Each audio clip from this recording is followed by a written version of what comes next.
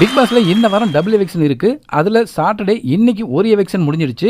அது யாருன்னு பார்ப்போம். அது மட்டும் இல்லைங்க, இந்த வாரம் டெவில் வெர்சஸ் ஏஞ்சல் டாஸ்க்ல சௌந்தர்யா, ஜாக்லின் இவங்க 2 பேரும் விளையாடாம இருந்ததை பத்தியும், மஞ்சரி கொஞ்சம் ஓவரா விளையாடிட்டாங்க அப்படிங்கறத பத்தியும் விஜய் சேதுபதி பேசுறாரு. பிக் பாஸ் தெளிவா தானே டெவிலா எப்படி இருக்கணும், ஆஞ்சலா எப்படி இருக்கணும் அப்படின்னு ரூல்ஸ் எல்லாம் போட்டு கொடுத்து விளையாட சொன்னாரு. நீங்களாம் நடிகர்கள் தானே, நடிக்கிறதுக்கு உங்களுக்கு என்ன கஷ்டம் அப்படின்னு சௌந்தர்யாவையும் ஜாக்லினையும் விளாசி விட்டுருக்காரு. மஞ்சரிய சௌந்தர்யா நாய்க்குட்டி மாதிரி கத்தி மோக் பண்ணது பத்தியும், குறைக்கிற நாய் கடிக்காது அப்படிங்கிற பழமொழியை சொல்லி நாய் மாதிரி குலைச்சது பத்தியும் சௌந்தர்யாவை சும்மா வச்சு செஞ்சு விட்டுருக்காரு. என்ன செஞ்சாலும் சிரிப்பு மாறாம நின்ன பவித்ராவுக்கு பாராட்டு தெரிவிச்சிருக்காரு. டெவில்னா செயல்ல மட்டும் இல்ல, சொல்லாலையுமே டெவிலா இருக்க முடியும் அப்படின்றத காட்டிட்டீங்க அப்படின்னு தீபக்கையும் பாராட்டியிருக்காரு.